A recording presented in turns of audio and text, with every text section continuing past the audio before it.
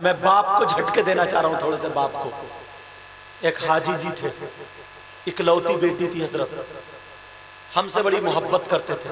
इधर से आते हाथ चूमते, सैयद साहब सैयद साहब। एक दिन रोते हुए आए, बच्ची इतनी अच्छी नमाज पढ़ती थी, कुरान पढ़ती थी, मैंने तक नहीं देखा उसको, पर्दे में रहते थे।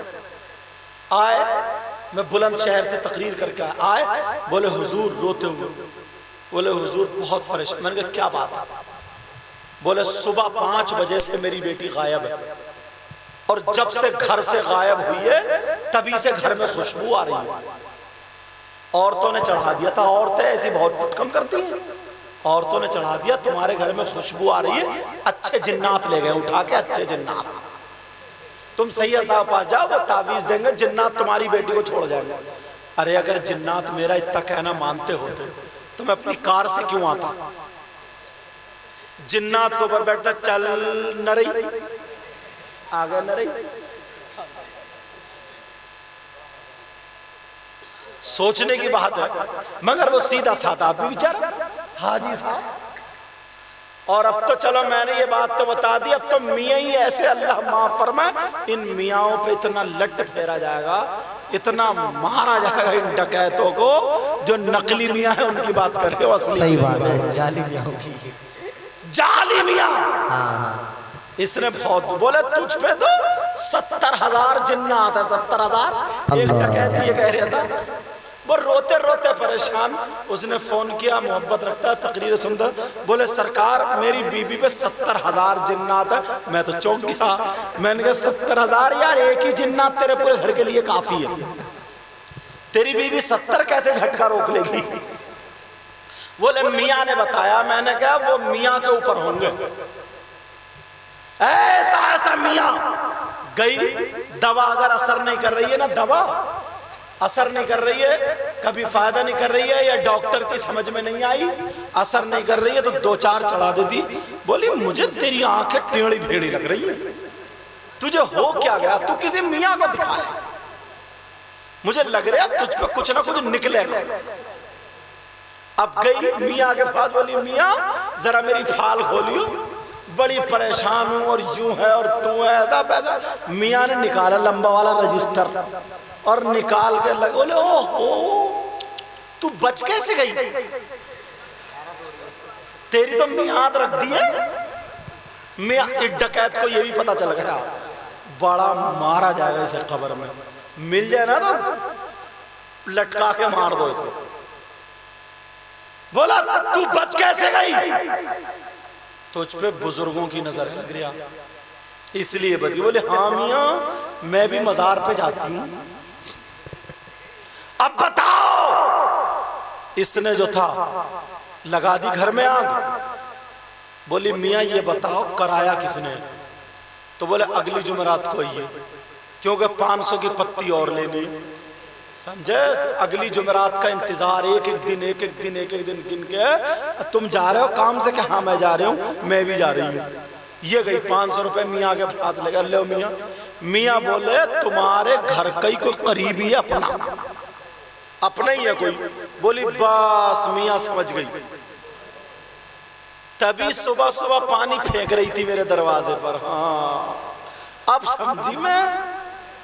तभी रात को बर्तन खटर पटर करती है मियाँ, वो ये इनके छोटे भैया की बीबी करा दी इस मियाँ ने ऐसे। डकैत ने अब बैठी पड़ी है यूं, ये आया बेचारा तुम्हारी तरह थका मादा काम करके। तुम्हें ये बात अच्छी लगी मियाँ वाली? अब आया थका मादा, क्या बात है? तो बोली बात क्या होती, तुम तो मरवा के ही दम लोगे। बोले क्या बात? बोले तुम्हारे भैया की बीबी ने कराया, उसी का नाम आया। ले हो गई ये हालात। मैं पूछना चाहता हूं, तुमसे कहना चाहता हूं, बात निकल ना जाए। अब वो लड़की, मैंने कहा अच्छा अच्छे जिन्नात थे?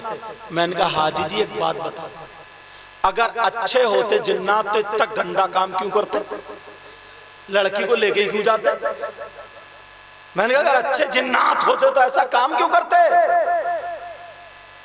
मैंने कहा तुम्हारी बेटी मार्केट में जाती थी? बोले नहीं। मैंने कहा बाजारों पे मज़ारों पे, बोले हुजूर घर का दरवाजा नहीं देखा। मैंने कहा बात तो सही है। मैंने कहा एक बात बताओ भाई साहब, तुम्हारी बेटी पे मोबाइल था? बोले हाँ हुजूर मोबाइल तो था। मैंने कहा ठीक है, ज़ोहर की नमाज पढ़ लेते हैं, ज़ोहर की नमाज के बाद दुआ करूंगा, इंशाल्लाह एक हफ्ते में तुम्हारी बेटी का पता चल जाएगा। एक हफ्ता गुजरा नहीं है, मैं फिर आया तकरीर करके। मैंने कहा हाजी साहब क्या हुआ? बोले हुजूर मत पूछो, नाक कट गई है नाक। मैंने कहा तुम्हारी तो जुड़ी हुई। बोले नहीं, इज्जत की नाक कट गई। बोले, मैंने कहा क्या हुआ? बोले हुजूर आप सही कह रहे थे। मैंने कहा हुआ क्या? बोले मेरी बेटी आड़ में जाकर के, बोले मेरी बेटी गांव के भंगी के लड़के के साथ भाग करके नैनीताल हाई कोर्ट में कोर्ट मैरिज कर लिया। अब मुझे बताओ, मुझे कह लेने दो, मैं तुम्हें नसीहत के लिए ये जुमला बता रहा हूं, तुम्हारी बेटियों पे इल्जाम नहीं लगा रहा हूं।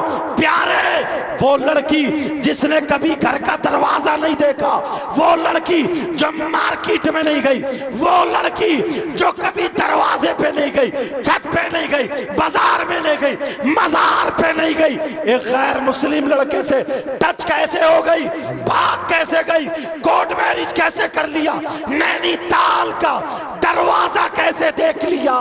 अरे ये किसी और की देन नहीं, ये मोबाइल की देन है।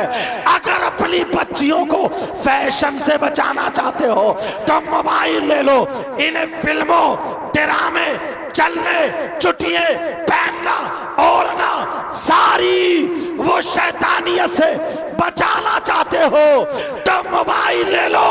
अगर देना है तो दीनी किताब दे दो, इस्लामी किताब दे दो।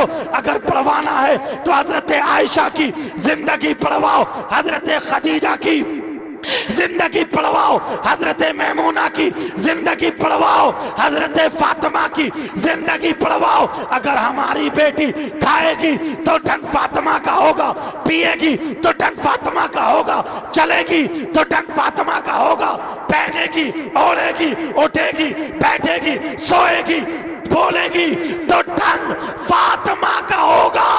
खुदा की कसम, अगर ऐसी बेटी बाप के घर में होगी तो बाप के लिए रहमत होगी, और शौहर के घर में जाएगी तो नेमत बनेगी, और जब माँ बनेगी तो इसके कदमों के नीचे जन्नत। वाह भाई वाह, नारे तकबीर, नारे रिसालत, नारे हैदरी, अज़मते मुस्तफ़ा कॉन्फ्रेंस, हुजूर सैयद मुकीमुर रहमान साहिब किबला, अजहरी कमेटी जिंदाबाद जिंदाबाद। सुभान अल्लाह सुभान अल्लाह, माशाअल्लाह। समझ में आई ये बात?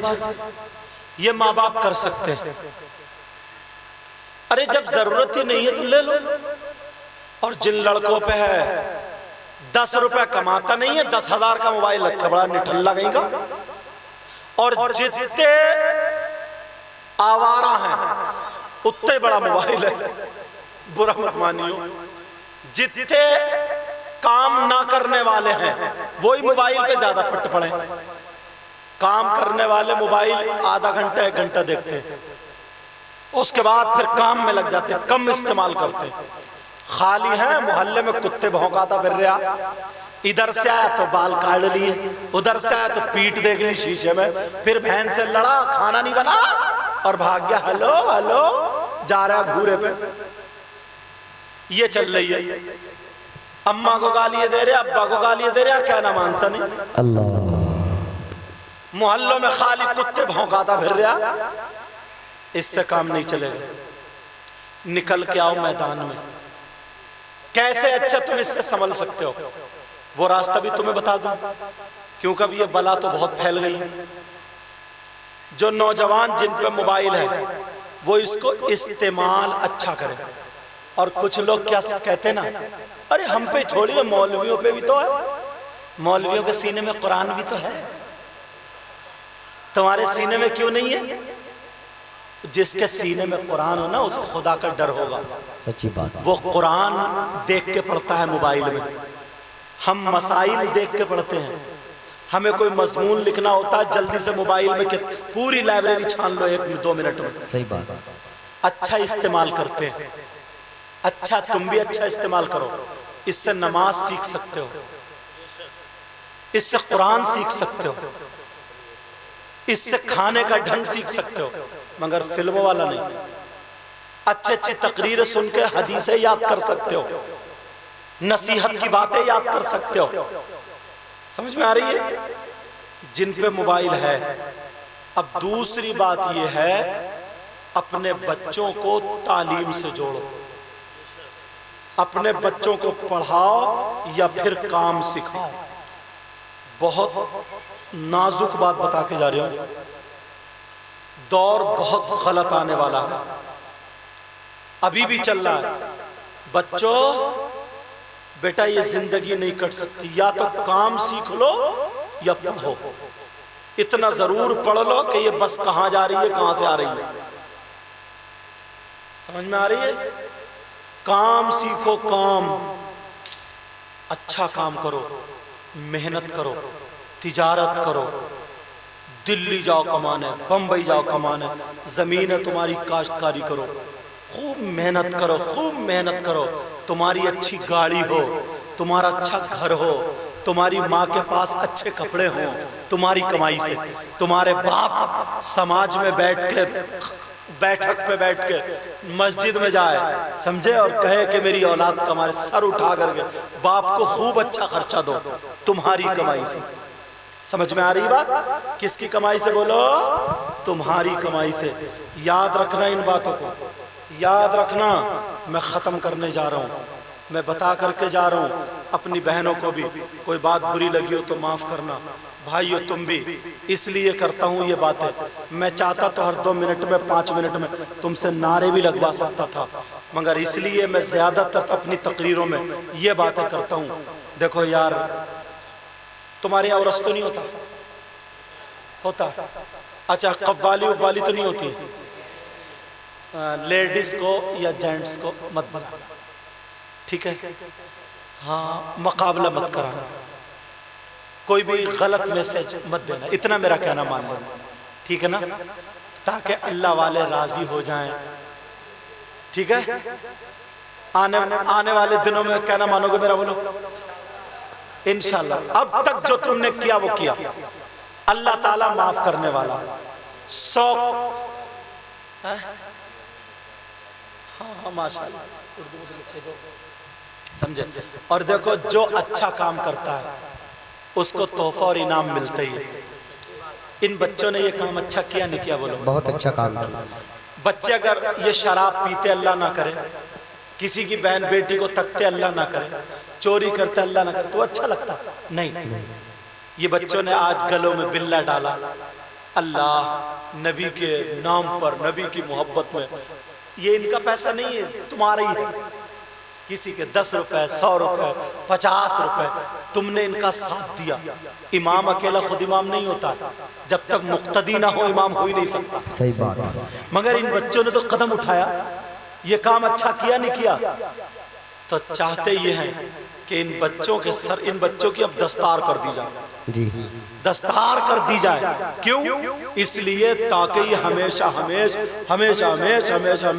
दीनी काम के लिए आगे बढ़ते रहे। सुभान अल्लाह। और जो और लड़के हैं वो भी जुड़ो, सही बात, अच्छे काम के लिए अपने इमाम साहब से करीब जाओ, अपने आलिमों के करीब जाओ, मगर अपनी मत चलियो, अपनी मत चलियो। मैं बताऊं वो क्यों? क्योंकि मुझसे खेती करने नहीं आती है, जमीन तो है, अल्लाह का फजल है। अब मुझसे कोई कहे धान बो दो, तो मुझे पता ही नहीं कैसे बोए जाते हैं। कोई कह दे कि गेहूं लगा दो, तो मुझे पता ही नहीं गेहूं कैसे लगते हैं। कोई कहे मक्का लगा दो, तो मुझे पता है, मुझे पता नहीं है। तो अब बताओ, मैं तो उसमें अनपढ़ हो गया ना, उसमें तो तुम ही ज्यादा जानते हो। तो उस जगह अगर टांग अड़ाऊं तो पूरी खेती बेकार हो जाएगी, नहीं हो जाएगी? मैं तो ये कहूंगा कि चने भून के बो। तो तुम क्या कहोगे? बोले नहीं साहब, चने भून के। अब मैं चलाने लगूं अपनी, नहीं साहब, चने भून के ही भून लगेंगे, तो ये गलती होगी ना। अब जब तुमने इतनी किताबें नहीं पढ़ी, मैं तुम्हारी ये मदद कर सकता हूँ, हाँ चलो तुम्हारा साथ दूंगा, चने बो, मगर कैसे बोगे तुम ही बताओगे और आगे तुम रहोगे। अब अगर गलती हो भी गई, नहीं भी जमे, तो मैं तो बरी रहूंगा ना, पूरा हिस्सा तुम्हारे ऊपर आएगा। मैं क्या करूं? मैं तो पीछे था भैया, इनकी कमी रही। ऐसे ही अगर इमाम साहब, मौलाना साहब या कोई भी, तुम्हारा काम तो ये है, जैसा भी ये कमेटी वाले चंदा करेगा, दीन का काम करना कैसे, अब तुम खुद से करने लगे तो चने भून के बोने जैसा होगा। जब पता ही नहीं है कहाँ कौन सी सूरत पड़ी जाएगी, क्या होगा, कैसे ही नहीं, तो उसमें टांग मत अड़ाइयो, वरना पूरी खेती खराब हो जाएगी। समझ रहे? बस काम इतना, अगर मान लो इमाम साहब ने गलत कर दिया, जैसे तुमने खेती गलत बो दी थी, इमाम साहब ने गलत कर दिया, मौलाना गलत कर दिया, तो तुम्हारे ऊपर कोई गुनाह नहीं होगा, पूरी खेती का इमाम साहब पे ही जाएगा, तुम तो फिर भी बच जाओगे। समझ में आ रही बात?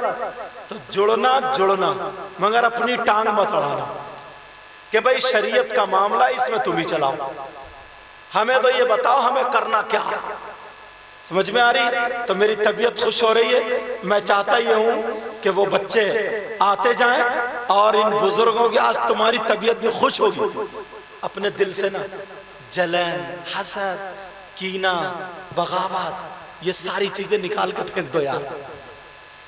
वो इतनी जलन, पड़ोसी का मकान बन रहा है, इसे बुखार आ रहा, उसके बच्चे कमा रहे, इसे झाड़ा चढ़ रहा, ज्यादातर है नहीं ऐसे, मगर ऐसा मत करना, मत चलो, मत हसद नहीं यार, जी के तो देखो थोड़ी सी जिंदगी, मेरे कहने से 2-4 दिन जिंदगी जी के देखो, किसी की मदद करके देखो, फिर कहना को सही है ज्यादा कुछ बता के गया था। समझ में आ रही बात? हाँ, आज के बाद छोटो बड़ों की